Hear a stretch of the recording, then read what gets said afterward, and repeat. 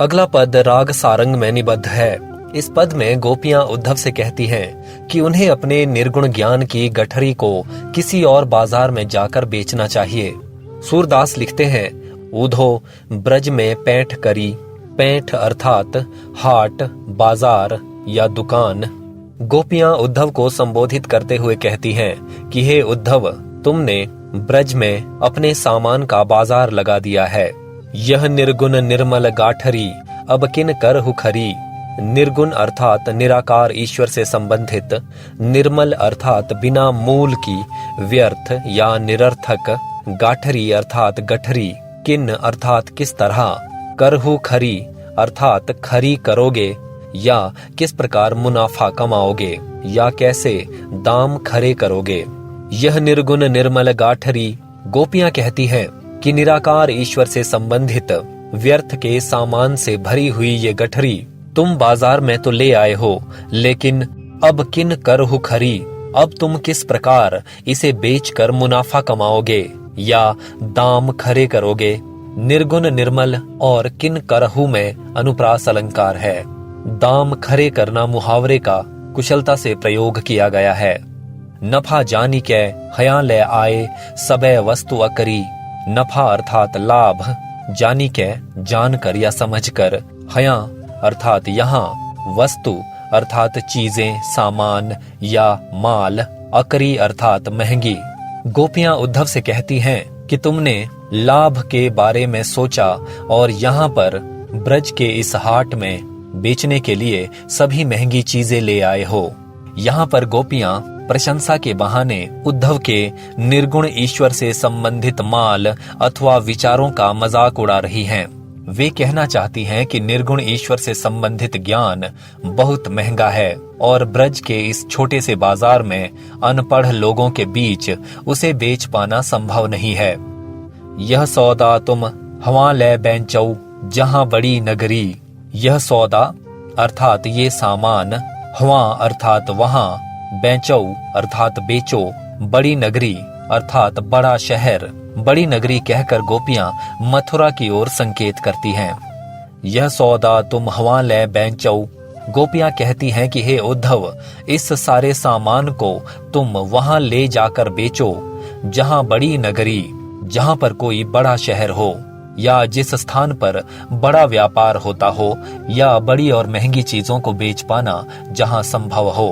बड़ी नगरी कहकर गोपियां बड़ी चतुराई से मथुरा नगर की ओर भी संकेत करती हैं।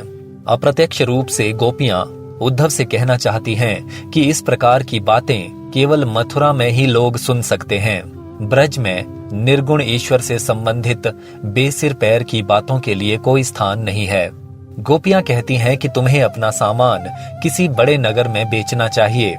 गोपियां परोक्ष रूप से ये भी कह रही हैं कि तुम मथुरा जैसे बड़े नगर से आए हो, इसलिए तुम्हें अपना ये सारा ज्ञान लेकर मथुरा ही लौट जाना चाहिए।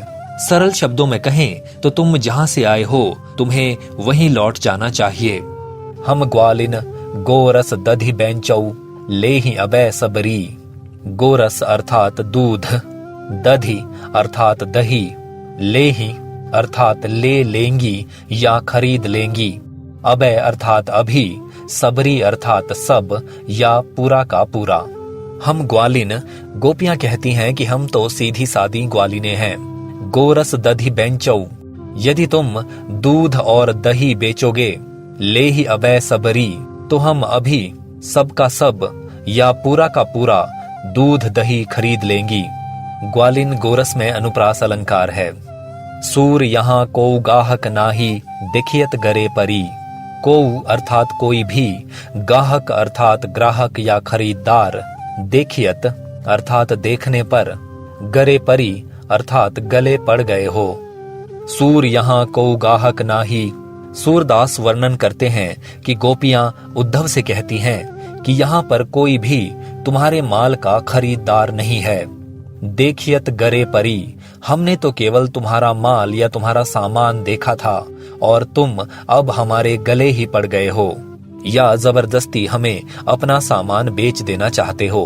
अप्रत्यक्ष रूप से गोपियां उद्धव को मूर्ख सिद्ध करते हुए और उनका मजाक उड़ाते हुए कहना चाहती हैं कि सामान बेचने वाले को या दुकानदार को ये पता होना चाहिए कि जो व्यक्ति सामान देखता है ये जरूरी नहीं है कि वो सामान को खरीद भी लेगा।